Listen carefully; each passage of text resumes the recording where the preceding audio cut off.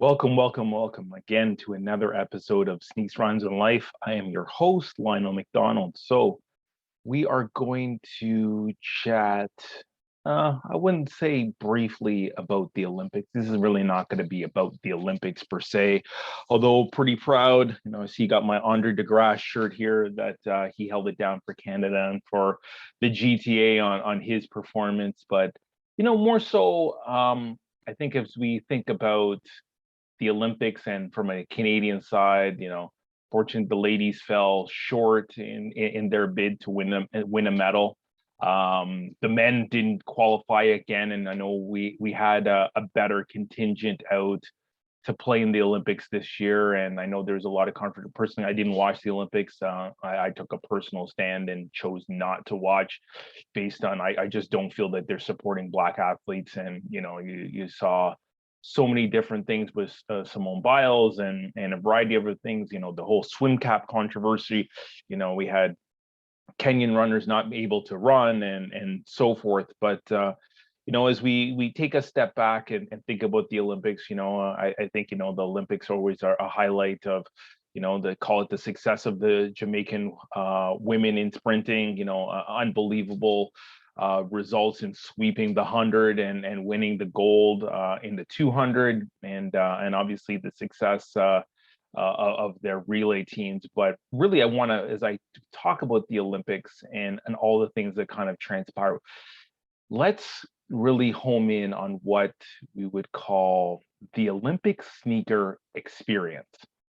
So over the years, the U.S. has put together some amazing teams, and again, the U.S. is the driving force when it comes to sneakers in the culture. So I'm going to take you on a little bit of a deep dive and a flashback to some of the Olympic teams and those members that were on the team and some of the amazing sneakers that they wore. So if we go back to first of all, when the Olympics really had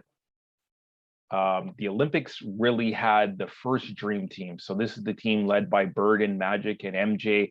Scottie Pippen was on the team. David Robinson was on the team. Patrick Ewing. Even had instead of Shaq, we had Christian Laettner as a college player. There were some amazing sneakers worn on this team. I think we can't go any further than talk about probably two of the best shoes that were on this Olympic team. The Olympic 7 worn by Michael Jordan, and then the Air Max Force 180 with the visible airsole unit in the Olympic colors that was worn by Charles Barkley. That may be my favorite Olympic shoe that I've ever seen. But if we kind of go through some of the cool shoes that were out there, Christian Laettner actually was wearing the Flight Huaraches. This is what the Fab Five had worn in the NCAA tournament just a few months before that. We had a variety of shoes, that were worn by these players. Again, Ewing had a special pair of Ewings on. We had Karl Malone in LA Gear. We had Magic and Bird wearing Converse. So again, we'll talk about it at the end. But so we had some amazing sneakers on some of these athletes. Fast forward 4 years, now we talk about call it Dream Team 2 and the '96 Olympic team. So another amazing cast of characters or athletes that were on this team, and just some of the sneaker highlights.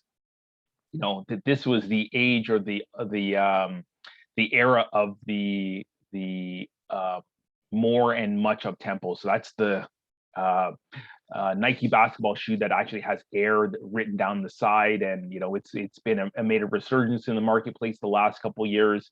But we had Pippen in the Olympic color of the more up tempo. We had Barkley in a couple different, both the Olympic one and the all white one. I remember that was like that first pair of that shoe that I remember I had to go to Walden Galleria Mall in the US to actually find and buy that shoe during the Olympics. Couple other shoes that of notable, we had Gary Payton wearing the much up tempo. We had Grant Hill wearing the his own Fila shoe, the Grant Hill or the GH2. That was pretty cool. And then obviously one of the most memorable shoes, we have the Air Zoom Flight 96, worn by Anthony Penny Hardaway, an absolute Olympic classic, and one of the elite Olympic shoes that were out there.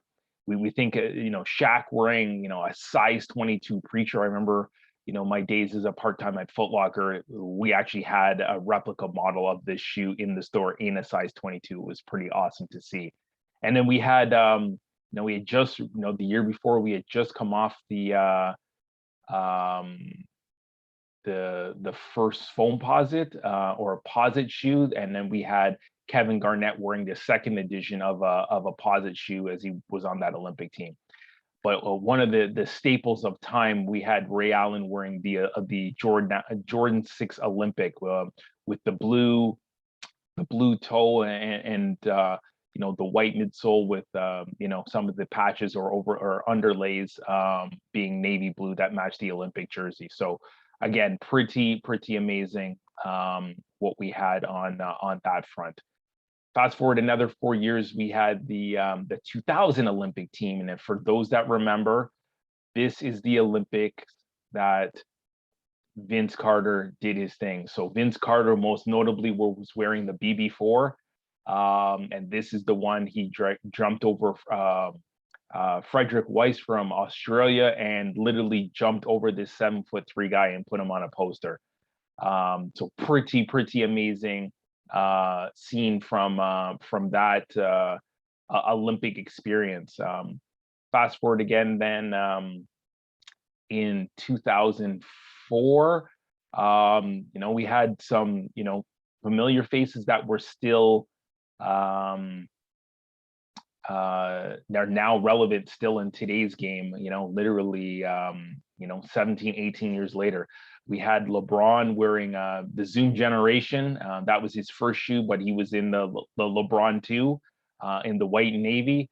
We had at this point the Olympic 7 had been retroed, and we had Carmelo Anthony wearing that shoe.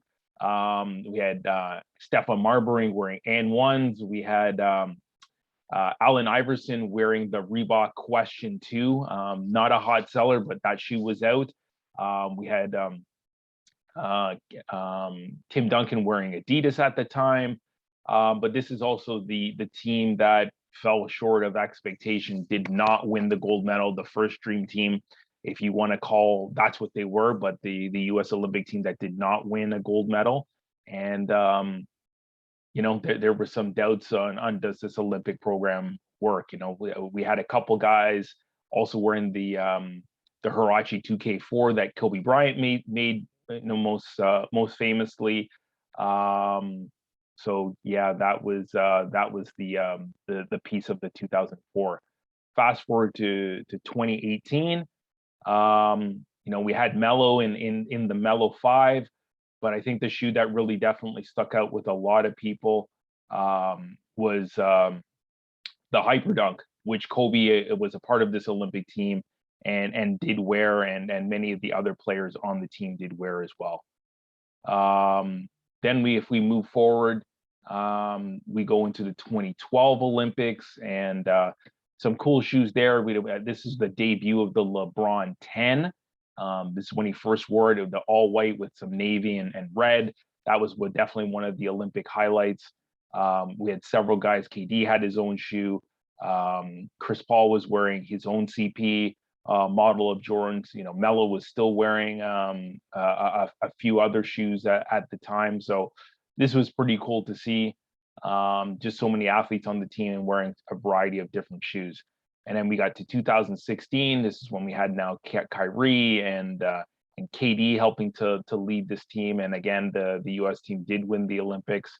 KD was probably had the feature shoe of this time. He was wearing the KD 9 in Olympic colorways that sold really well in stores. And then obviously, we fast forward to 2021, and probably again KD, which was the most outstanding player of the entire tournament. And really, without KD, I do not think the Team USA would have won the Olympics. Yeah, I think some pretty amazing things that we definitely saw from KD and then the Olympic team. After, some blips early on, in some of the exhibition games that they lost, and they didn't even have a wake-up call during the tournament, but were able to rally. There was a huge game against, I believe it was France, where France or Spain, where KD took the team on his back and willed them to victory, and ultimately they won the gold medal. So I think if we look at some of the highlights, if I give you a top 10 in no order, Olympic Jordan 7, Olympic Jordan 6, the Zoom generation that LeBron wore, the Hyperdunk that Kobe wore, the Air Max or Air Max Force 180 Olympic is definitely one of them. The debut of the LeBron 10. Definitely can't go wrong with the Air Max more up tempo, the one that Pippen and is most notably for, but Barkley. And then you got a couple sleepers, the Flight Huarache that Christian Laettner wore, and again, he did hardly got any run on that team. I believe it was Chris Mullin and John Stockton were wearing the Flight Light, and I still remember that shoe from '92. I actually wore that in high school, just in a different color. I think there were like Laker colorways with like a purple tongue and a little bit of blue. So that was pretty dope. And then I definitely think the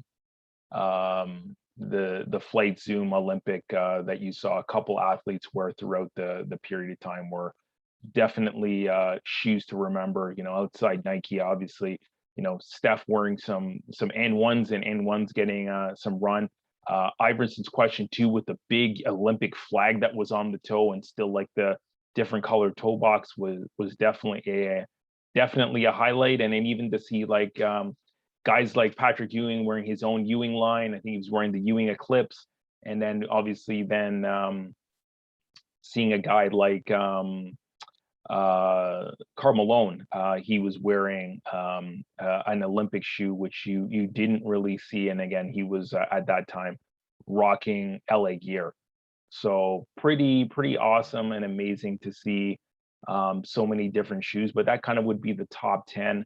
If I were to choose one shoe today, I definitely would tell you that the Olympic 6 would be my number one, closely followed by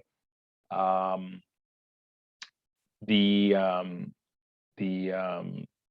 penny shoe, the Flight 96, which I just mentioned. I don't think I put the 96 at the end, but penny shoe is unbelievable and an iconic shoe from Penny's heyday back in '96. And yeah, at that time he was one of the very best players in the Olympics. I think the Redeem team and Kobe Bryant wearing the Hyperdunk is definitely a moment. And obviously seeing that the Jordan 7 Olympic came around twice in full circle, because it got retroed. It was OG when Jordan wore it, and then retroed when Melo wore it. And then I think it's even come out a third time with the heart on the side for an international tournament. So that's kind of the Olympic shoes in a nutshell. Appreciate you all for listening and really getting a chance to take in some of the great Olympic shoes. We'll have a look. I think Sneaker News or Kick Some Fire has done a good story on this over recent times. So just wanted to kind of share some of the cool stuff that's happened during the Olympics, and hopefully you guys get a chance to think back and recollect some of your favorite Olympic shoes of what we've seen over a period of time. Hopefully things get better for Canadian basketball, and ultimately things can improve, where we can see the ladies stay consistent and hopefully take one more step forward and move back onto the podium. But at the same time, we definitely need to see the men's team at least get into the tournament and compete. We have so many great players. I know this team, would have been definitely missing Jamal Murray. And that's kind of the shortcomings, but it's taken a lot to get this many NBA players on court, like Brooks, like Wiggins, and so many other guys that have, for one reason or another, not necessarily those guys, but even the days of Steve Nash, he just didn't play for the national team. But the time is now. Over the next several years, we need to get this Olympic team aligned. I guess it would be 2024 when we're talking about the Olympics, because we lost 1 year because of COVID. So how can we get this team aligned? And all of these guys should still be or in their prime now. and how do we make a push that this Canadian team can get into the tournament and really make Canada proud. So thank you for your time. Appreciate all of you, and we'll catch you on the next episode. Peace.